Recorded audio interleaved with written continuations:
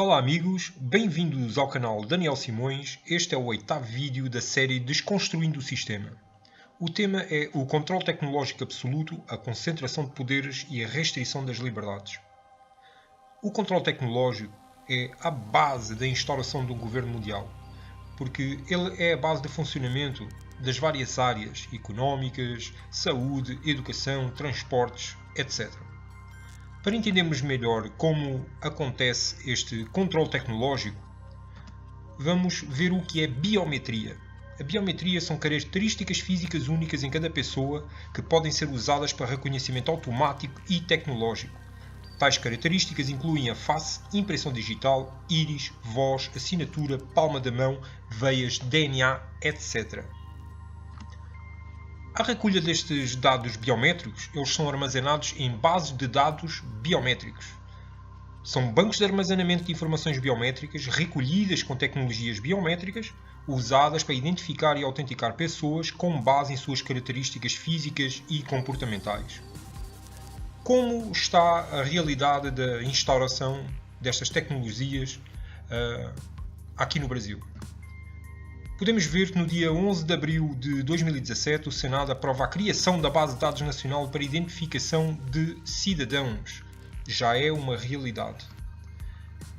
A notícia mostra que a PLC 19 de 2017 é um projeto que também dispõe sobre a criação de um documento de identificação nacional. Esse documento de identificação nacional, nós vamos ver a seguir, é a concentração de todas as identificações em um só cartão. A Identificação Civil Nacional reunirá todas as informações de identificação do cidadão, tais como o Registro Geral RG, a Carteira Nacional de Habilitação, Título de Eleitor e outras mais, assim como registros biométricos da Polícia Federal e Civil. Esta proposta veda a comercialização total ou parcial da base de dados da ICN. A justificativa que eles utilizam é que a base de dados é uma importante medida de segurança nacional. Como nós vamos ver daqui em diante, este é o grande argumento para a instauração de um controle tecnológico absoluto. Segurança. Dizem que é para dar mais confiabilidade aos nossos documentos e afirmam aqui que hoje, sem dados biométricos, a carteira de identidade acaba servindo à falsidade e a atos ilícitos. Como vamos ver mais adiante, hoje é muito mais fácil falsificar identificações biométricas do que falsificar cartões de identidade em papel. Este é o cartão de identidade única que está sendo criado aqui no Brasil. É aqui, com este microchip, que vão estar reunidas todas as identidades do cidadão em um só cartão. A lei para a criação deste documento único de identificação, ela foi criada em 11 de maio de 2017. Ou seja, já é uma realidade tanto a base de dados quanto a criação do documento único. Fazendo um breve resumo, com o cartão único, não só vai ter a identidade dos cidadãos, as diversas identidades, como a leitura biométrica, como a íris dos olhos, as impressões digitais, a voz, a biometria da face, tudo vai ficar registado nesse cartão único.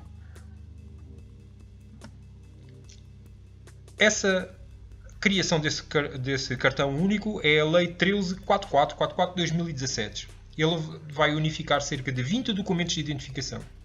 E essas identificações elas vão ficar reunidas, todos esses dados vão ser armazenados na Base de Dados Nacional, com informações de identificação de todos os cidadãos. Vai ser um único e grande cadastro nacional relativo a todos os cidadãos brasileiros. A conclusão de todo este processo está sendo previsto para 2020-2021. E a gente questiona-se, por que armazenar tanta e tão detalhada informação sobre as pessoas? O policial legislativo do Senado, Gustavo Rodrigues, ele vem reforçar a argumentação de que a criação de todas estas tecnologias de controle são para nossa segurança. São uma útil prevenção para a apuração dos crimes. É preciso reforçar e melhorar um banco de dados criminal. É o que eles estão defendendo também. Um banco de dados de antecedentes criminais. que vai ser mais fácil de verificar se a pessoa é procurada ou se tem antecedentes. Também vai dificultar a falsificação de documentos. O policial afirma que alguns infratores usam um documento falso de pessoa física para criar uma pessoa jurídica, CNPJ, como se chama aqui no Brasil. Uma pessoa jurídica também falsa. Essa falsa pessoa jurídica contrata empréstimos, financiamentos, faz compras a prazo e depois os bancos, instituições financeiras e as empresas não têm como cobrar de alguém que não existe. Então, a grande argumentação é esta, né? É tudo para a nossa segurança. E isto levanta uma questão. Como é que eles vão fazer o levantamento de todas estas biometrias? Ou seja, como é que vai ser feito o levantamento dos dados biométricos de todos os cidadãos sem cair na inconstitucionalidade de obrigar os cidadãos a fornecer tais dados biométricos? Porque se o Estado começar a obrigar as pessoas a fornecerem os dados biométricos, isto começa a violar certos princípios constitucionais que a gente já vai ver mais adiante. Então, como é que se pode fazer isto sem ser inconstitucional? Criando uma cultura de hábitos tecnológicos, onde os cidadãos de livre e espontânea vontade digitalizem as suas biometrias. Ou seja, a coisa passa a ser feita com a autorização dos próprios cidadãos. Ninguém está obrigando ninguém a dar e a digitalizar as suas biometrias. É a própria pessoa que está fazendo isso de livre e espontânea vontade. Aí vem a pergunta. Como é que se instaura uma cultura de controle tecnológico absoluto? Alguns exemplos. Por exemplo, em 2016, criou-se a identificação biométrica para o Enem aqui no Brasil. O Enem é uma prova de acesso às universidades. Ora, para os jovens fazerem o Enem, era preciso fornecerem uma digitalização da identificação biométrica, da impressão digital. Se nós compararmos com 2015, que teve 7 milhões e 700 mil inscritos, olha a quantidade de informação que eles vão recolher. Eles não estão obrigando ninguém. Se a pessoa quer fazer a prova do Enem, ela faz o registro biométrico da sua impressão digital. E a pessoa faz, de livre e espontânea vontade, porque eles estão dizendo que é assim. A minha questão, e eu não consegui encontrar nenhum exemplo, a minha questão é, será que alguém se recusou a fazer um registro biométrico e disse assim, não, eu quero fazer o Enem, mas eu não quero digitalizar a minha impressão digital. Mas eu quero fazer o Enem. Será que aconteceu isto com alguém? E se alguém se opôs, será que a pessoa conseguiu fazer o exame ou foi impedida de fazer? Eu não tenho resposta para isto porque não consegui encontrar nenhum exemplo. Mas a instauração de uma cultura de controle tecnológico absoluto é feito com estas medidas. Por exemplo, o TSE, o Tribunal Superior Eleitoral, ele cria o sistema de leitura biométrica para as pessoas votarem. E será que alguém está querendo votar sem fornecer o seu registro biométrico? Se a pessoa não fornecer o seu registro biométrico, será que ela pode votar na mesma? Eu não conheço casos, não consegui encontrar, mas ninguém está sendo obrigado. As pessoas chegam lá e fornecem a sua digitalização, né? A digitalização da sua cara ou das suas impressões digitais de livre e espontânea vontade. Então isso faz com que não seja inconstitucional a recolha dos dados biométricos. Podemos ver que isso acontece no passaporte eletrónico, onde existe a fotografia facial com 2 impressões digitais. Os aeroportos brasileiros vão começar a ter a identificação biométrica também. Por exemplo, em Amsterdã, no aeroporto de Schiphol, já está havendo a identificação por biometria facial. Em Londres também, tudo por uma questão de segurança, porque a gente sabe que estão havendo ataques terroristas lá, então é tudo sempre pela mesma justificação, segurança. Voltando ao Brasil, a biometria está sendo usada em autoescolas para evitar fraudes, ou seja, por uma questão de segurança. Em Santos já existem escolas onde os jovens e as crianças estão fazendo registros biométricos para entrar nas escolas.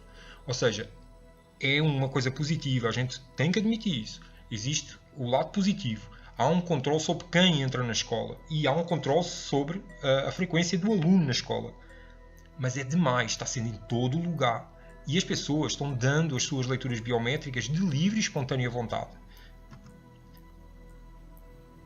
No Distrito Federal, já está havendo leitura biométrica da face nos ônibus. Está aqui, a notícia é do dia 16 de maio de 2017. É em todo lugar. Aqui no Brasil, a cultura está começando a ser uma cultura de digitalização das biometrias dos cidadãos todos. E toda a gente está fazendo isso de livre e espontânea vontade. Ou seja, aos poucos está a haver uma supressão de alguns direitos e liberdades. E nós vamos olhar como é que esta supressão está a acontecer à luz constitucional e legislativa. Para nós entendermos como é que este processo está a acontecer, são criados modelos civilizacionais que proporcionam o aumento da violência, da injustiça e da corrupção. Isso tanto está a acontecer aqui no Brasil como está a acontecer na Europa ou nos Estados Unidos. A gente vê índices de criminalidade elevados, casos de atentados terroristas. Então, a instauração de modelos civilizacionais que proporcionam o aumento da violência fazem com que se instaurem e cresçam o medo e o sentimento de insegurança nas pessoas. As pessoas estão se sentindo inseguras, com medo. Em troca de segurança, as pessoas estão prontas para trocar o princípio de que somos todos inocentes até prova em contrário pelo princípio de que somos todos potenciais criminosos e terroristas. Como as pessoas começam a não conseguir identificar quem são criminosos e os índices de criminalidade estão aumentando, então as pessoas, em troca de uma suposta segurança, trocam esse princípio de que somos todos inocentes até prova em contrário e fornecem de livre e espontânea vontade as leituras biométricas. Assim, vão-se restringindo o direito de ir e vir, sem ninguém ter nada a ver para onde é que a gente vai e não termos de dar satisfação a ninguém, o direito à nossa privacidade e o direito à propriedade privada. E a propriedade privada é a propriedade física do nosso próprio corpo físico e material. À luz da Constituição, dentro do capítulo 1 dos direitos e deveres individuais e coletivos, diz que está garantido aos brasileiros a inviolabilidade do direito à liberdade e à propriedade. Eu não vou entrar em questões filosóficas sobre a definição do que é liberdade, porque, evidentemente, ninguém é livre. Então nem sei porque é que esse termo existe dentro de uma Constituição, mas eu não quero aprofundar esse assunto aqui. Mas no parágrafo 2 diz que ninguém será obrigado a fazer ou a deixar de fazer alguma coisa. Ora, isso é uma definição que se aplica à liberdade. Só que isso está restringido à virtude de lei. Está dentro das fronteiras da lei. Então, não é liberdade. A pessoa não é obrigada a fazer ou a deixar de fazer alguma coisa, senão em virtude da lei. Então, a pessoa acaba por ser obrigada a fazer algumas coisas e a deixar de fazer outras por causa da lei. No parágrafo 10, diz que são invioláveis a intimidade, a vida privada e a imagem das pessoas. Ora, impressão digital, a íris dos olhos, DNA, a face, tudo isso são propriedades privadas da pessoa, propriedade física da pessoa, e é a intimidade da pessoa, é a imagem da pessoa. Se está sendo feito um levantamento biométrico da propriedade privada física da pessoa, da sua intimidade, da sua imagem, e sendo armazenado em base de dados, então será que o Estado está a agir de forma inconstitucional? Não. Já explicámos atrás. A violação dos direitos constitucionais só acontece se a pessoa não autorizar tal violação. Por exemplo, vamos levar a coisa ao extremo. Uma mulher. Quando é considerado violação de uma mulher? Quando ela não consente à prática. Quando ela não consente à prática e existe a prática por parte do homem, então o homem está violando a mulher. Mas se a mulher consentir, o homem pode fazer tudo aquilo que ela quiser e que ele quiser. Desde que exista autorização para parte dela, não existe uma violação. Da mesma forma, o que é que está a acontecer? De livre e espontânea vontade, os cidadãos estão abrindo mão dos seus direitos e liberdades constitucionais e estão digitalizando também de livre e espontânea vontade as suas biometrias. Logo, não existe violação dos direitos constitucionais. E é aqui que está a armadilha que o sistema está fazendo. Como é que esta armadilha está sendo colocada? Nós, se olharmos para trás, para os vídeos que nós já gravámos, tivemos falando sobre o ciclo vicioso do hipnotismo das massas, falámos sobre tecnologias de controle, programação mental, o processo de contação de histórias para programação mental. Estes vídeos que a gente tem vindo a fazer, eles seguem uma linha lógica de estudo. Então, se nós formos olhar isto à luz desse estudo que já foi feito lá atrás, nós vamos compreender que estão sendo incutidos na mente das pessoas programas mentais de medo e segurança. Quando são colocados esses programas dentro de medo e insegurança nas pessoas, elas mudam o comportamento. Porque muda o sistema de crença delas. Se elas passam a achar, a sentir, a acreditar que o perigo é iminente, então elas começam a abdicar de certos direitos que elas têm em troca de segurança. Então os programas mentais de medo e insegurança incutem comportamentos e escolhas nas pessoas, levando-as a mudar os hábitos diários para práticas de digitalização biométrica, criando assim um sistema de controle tecnológico absoluto com toda a autorização da própria população. Estão entendendo como é que funciona esta manipulação, este controle? Porque está sendo tudo feito com a autorização da própria população. Vamos olhar um pouco para a Lei 13.444, que dispõe sobre a identificação civil nacional, ou seja, sobre o cartão. Não é? Está tudo interligado. O cartão de identificação único e a base de dados biométrica, está tudo interligado. Não é? Então o artigo 1º diz que é criada a identificação civil nacional com o objetivo de identificar o brasileiro em suas relações com a sociedade e com os órgãos e entidades governamentais e privados.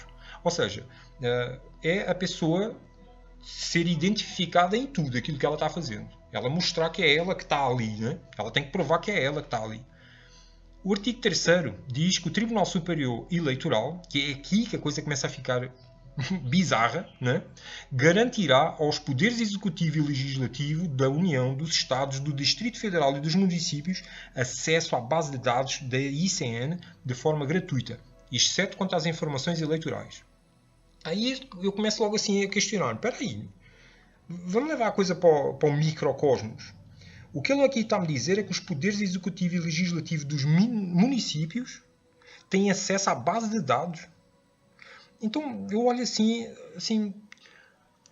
os municípios aqui no Brasil, existem alguns municípios que os vereadores vivem no tempo do coronelismo. Chacinas são feitas. Assassinatos, coação, intimidação e é assim, uma coisa assim quase inacreditável. Certas realidades políticas que se vivem em alguns municípios aqui no Brasil. E o que eles estão aqui dizendo é que essas pessoas, com esse tipo de mentalidade e postura, eles vão ter acesso à base de dados. O parágrafo seguinte diz que o Poder Executivo dos entes federados, ou seja, aqueles referidos atrás, poderá integrar nos seus próprios bancos de dados as informações da base de dados da ICN, com exceção dos dados biométricos. Ou seja, eles podem entrar dentro da base de dados nacional do governo, retirar todas as informações, por exemplo, uma base de dados municipal e ter toda a informação que quiserem sobre os cidadãos. A minha questão é até onde é que vão essas informações. Por isso é que eu destaquei em palavra maior. Até onde é que vão essas informações? Porque, olha, a pessoa sai de casa, ela entra dentro do ônibus e digitaliza a sua biometria para entrar dentro do ônibus. Ela vai, por exemplo, para a academia, sai do ônibus, vai para a academia e digitaliza novamente a sua biometria. Aí ela sai dali e vai para a autoescola, porque ela está tirando a carteira para aprender a conduzir um carro, e digitaliza novamente a biometria. E novamente, para voltar para casa, ela digitaliza novamente dentro do ônibus. Todo esse movimento, esse registro, vai ficar dentro da base de dados, porque é isso que vai acontecer. Eu não sei se já vai estar instaurado todo esse nível de detalhamento informático sobre o movimento das pessoas, mas isso vai chegar ao ponto onde vai estar tudo registado. Então essas informações disponíveis na base de dados da ICN vão chegar a esse nível de detalhamento. E o que aqui está dizendo é que o poder executivo e legislativo dos municípios e também federal, porque não são santos nenhuns, né? E dos estados vão ter acesso a essas informações na base de dados. Bizarro, no mínimo. Mas tudo isto será que é em prol da segurança? Será que é seguro? Está a acontecer um encontro que chama-se Chaos Computer Club. Este encontro são um encontro de chamados hackers, ou não, né? Mas pessoas com grandes interesses informáticos, essencialmente jovens, que se encontram e trocam informações e conhecimentos. E acontece em alguns países, Alemanha, pelo menos na Alemanha está a acontecer, não, acho que na Inglaterra também já aconteceu, e eles estão se encontrando regularmente, né? Num destes encontros, eles vão mostrar como é super fácil burlar sensores biométricos. Está aí o vídeo em baixo, pois está em alemão, fica difícil traduzir, né, para português, mas eles vão mostrar como é simples falsificar as leituras biométricas para acessarem computadores, acessarem caixas eletrónicas de bancos, para abrir celulares. Eles vão mostrar isso. A Veja, que algumas coisas que ela lança para fora são interessantes, mostra que os sistemas biométricos não são seguros como imaginamos, diz o especialista alemão, também num destes encontros. E aqui vale a pena ler um pouquinho o que é dito aqui. Em 27 de dezembro de 2014, o pesquisador Jan Chrysler disse que poderia-se passar pela secretária de defesa do país, Ursula von der Leyen. Então o que é que ele fez? Ele recolheu na internet fotos em alta resolução da secretária, colocou as imagens em um software de edição de imagem, recortou detalhes que mostravam as mãos de Ursula. Com poucos cliques, recriou uma imagem digital da polegada ministra. Em seguida, imprimiu a imagem e a colou em um molde de madeira que imitava um dedo em tamanho real. Pronto, disse. Com a imitação, poderia-se passar pela chefe de defesa alemã perante dezenas de sistemas de segurança de celulares a bancos. Quase todos os sistemas do mercado podem ser enganados com muito pouco esforço. Então, a segurança ela não existe. Isso é uma ilusão. Está sendo super fácil conseguir falsificar tudo isto. Então, será que está havendo esse controle todo por motivos de segurança? Na Índia, 135 milhões de pessoas tiveram os seus registros biométricos roubados da base de dados e 130 milhões de números de contas de banco foram hackeadas. Na Índia. Ora, estão vendo a dimensão que pode chegar a este tipo de falsificações? A segurança não existe. Isso que estão dizendo que é pela segurança é uma falsidade. No mundo já existem mais de 56 países com o cartão de identificação único e com uma base de dados nacional biométrica. Mais de 50, ou seja, isto não é uma ideia que está aqui no Brasil a acontecer. Os políticos estão trazendo a ideia para aqui, ela não nasceu aqui no Brasil. Ela faz parte da agenda internacional, daquelas organizações internacionais que nós já estudámos em vídeos passados, de instauração de um governo mundial de controle tecnológico absoluto sobre cada pessoa, cada mercadoria, cada animal, cada transação, produto e serviço. É o controle tecnológico absoluto. E isso está sendo feito no mundo todo.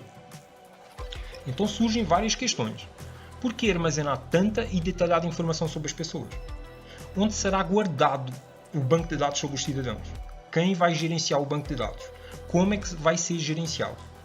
Quem terá acesso a tais informações e em que situações e condições é que vai ter acesso a tais informações? O que poderá ser feito legalmente com essas informações? O que poderá acontecer no caso do banco de dados ser hackeado? A gente já viu atrás. Quais os perigos da concentração de poder no acesso a tais informações? Ou seja, quais os perigos de só meia dúzia de pessoas poderem ter acesso a tais informações? E quais os perigos se tais informações puderem ser acessadas por todos? São questões pertinentes que a população precisa começar a fazer e a estudar para ter resposta sobre isto. Estamos aqui neste vídeo procurando responder a algumas destas questões. Então o que está a acontecer, para a gente ver assim, como é que a coisa está funcionando, é o seguinte.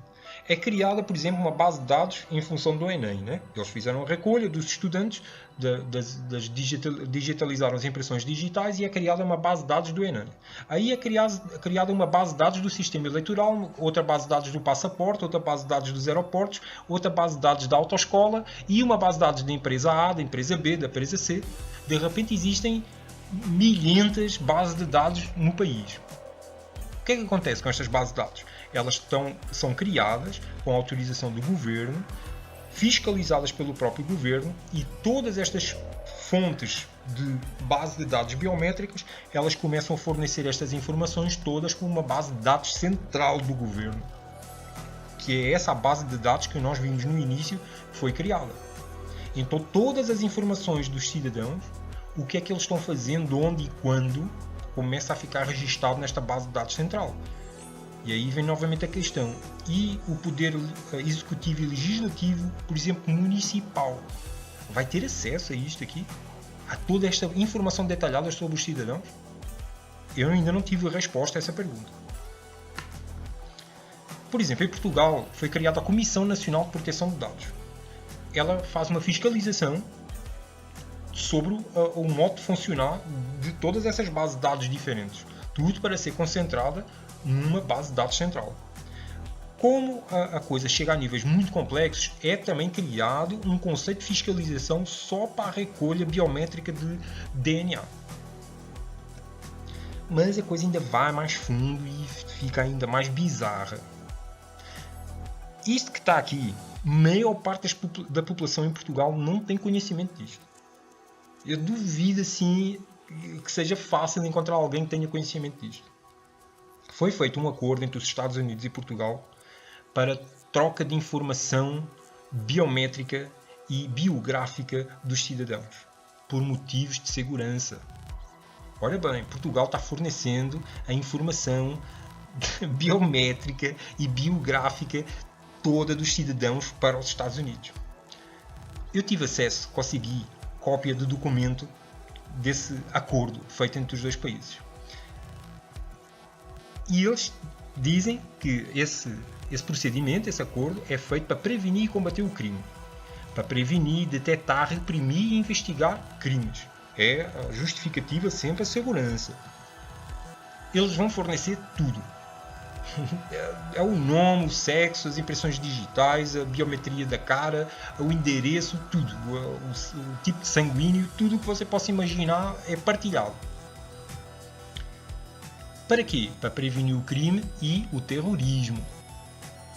Eles dizem que essa troca de informação é sobre as pessoas que irão cometer ou que já cometeram terrorismo. Aí vem a questão, né? A pessoa que irá cometer terrorismo, será que aquilo que eu estou fazendo aqui pode ser considerado terrorismo? Será que aquilo que eu estou fazendo aqui, partilhar estas informações, ela pode ser considerada uma ameaça à segurança nacional? Será que isto está dentro da classificação de terrorismo que eu estou fazendo? Vamos ver aqui a definição de terrorismo. Apesar das múltiplas definições sobre o que é terrorismo, nenhuma definição que alguém tenha feito sobre o que é terrorismo ganhou aceitação universal. E isto dito pelo Departamento de Estado dos Estados Unidos em um relatório sobre terrorismo mundial no ano 2000. Nunca houve uma definição consensual sobre o que é terrorismo, diz Richard Betts, diretor do Instituto de Estudos da Guerra e Paz da Universidade da Colômbia. E alguns vão para definições ainda mais esdrúxulas, quando dizem eu sei o que é quando eu vejo. Como assim?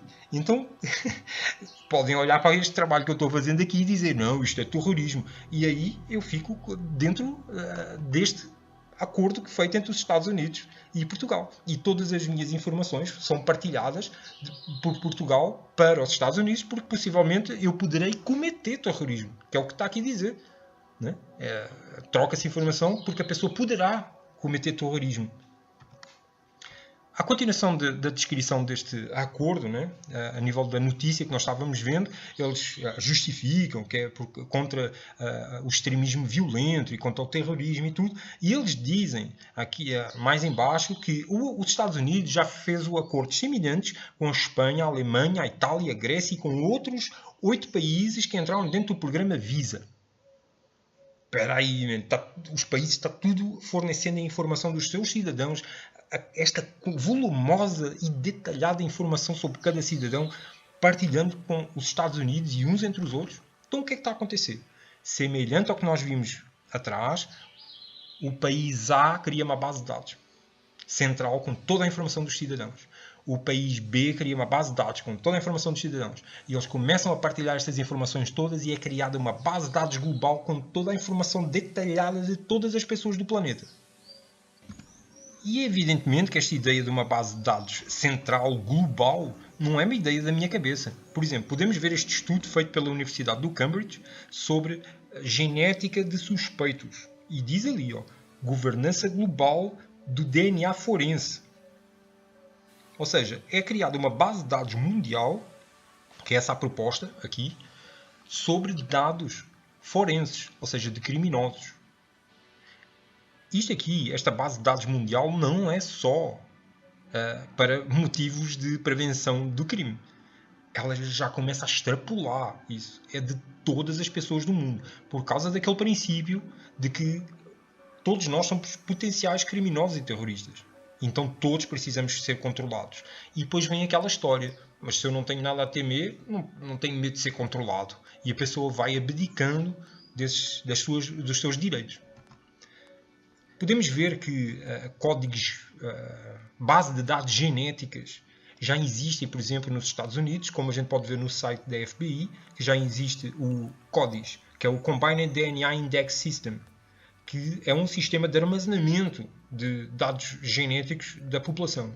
Podemos ver que também na Inglaterra já existe o National DNA Database Strategy Board, que é também um banco de dados genéticos. Tudo isto junta-se à base de dados biométricos. E a quantidade de informação que passa a haver sobre cada cidadão é assim uma coisa absurda. É controle completo. Mas no final do dia, o cidadão ele só está querendo ir trabalhar, ganhar o seu dinheiro e ter comida no prato para dar aos filhos e para dar à família e pagar as contas. E ele quer ir tranquilo, ele não quer que nenhum criminoso apareça no caminho dele para impedir esse caminho para o trabalho.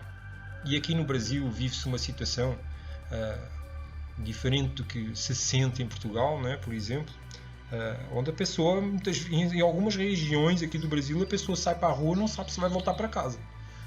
Os índices de criminalidade já estão assim, a atingir níveis absurdos.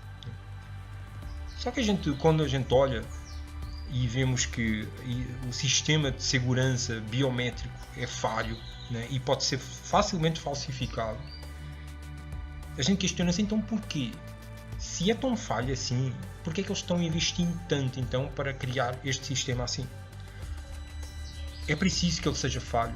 O sistema de cartão único e de leitura biométrica, como está sendo feito aqui, e essencialmente o cartão único, precisa ser falho. Porque ele, ao ser falho, a próxima proposta que vai vir, que ainda não está sendo debatida a nível de senados, a nível legislativo, vai ser mais à frente, quando começar a haver vários problemas com esta história do cartão único. Quando começar a haver falsificações, mesmo assim, com o cartão único. A proposta, para ficar mais segura ainda, vai ser a implementação de um chip.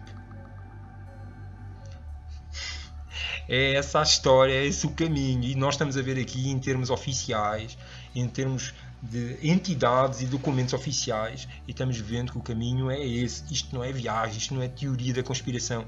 O admirável mundo novo está aqui, ó. Aqui, a gente está vivendo. Só não vê quem não quer. E nós precisamos compreender como é que a prisão está sendo feita. E esta prisão está sendo feita de maneira a que a pessoa não tenha pensamento próprio, para se ela autodescobrir espiritualmente e ser dona de si mesma, para encontrar soluções para o sistema civilizacional e de relações humanas, mais de acordo com as forças da natureza, mais de acordo com como é que a natureza funciona, mais de acordo com a união entre as pessoas, do auxílio ao próximo. O amor está completamente fora dos estudos que estes caras apresentam como soluções para os problemas sociais. E isso aí vai fazendo as pessoas cederem os seus direitos, cederem as suas liberdades e viverem cada vez mais um clima de incerteza espiritual até. Não saber, e então acabam por se agarrar a qualquer programa que traga alívio, né? Como religiões, como drogas, como série de coisas. E a gente precisa começar a mudar o nosso paradigma e divulgar este tipo de informações. Para que comece a haver esse despertar espiritual que já está a acontecer. Esse despertar espiritual, a gente já está identificando as problemáticas. Nós sabemos que existem soluções de acordo com as forças da natureza, em equilíbrio com as forças da natureza. A gente já sabe que existe o suficiente para todos. Só precisa haver um bom gerenciamento dos recursos. E não é com um controle assim, de medo. Não é. É com um sentimento de união, de amor ao próximo, de auxílio, de entre e ajuda. As soluções existem. O caminho que nós estamos a fazer aqui de estudos com estes vídeos é contribuir com uma gotinha de água para esse despertar. A gente vai vendo as problemáticas e vamos, aos poucos, começando a mostrar também soluções e algumas visões espirituais. E isso na outra série. Porque esta série aqui é Desconstruindo o Sistema. Nós já estamos fazendo uma série que é a série Despertares. E todo este controle tecnológico só está levando para um caminho. Um governo global totalitário, com controle tecnológico absoluto. E é tudo, amigos. Grato por vocês estarem aqui a acompanhar este trabalho e até à próxima.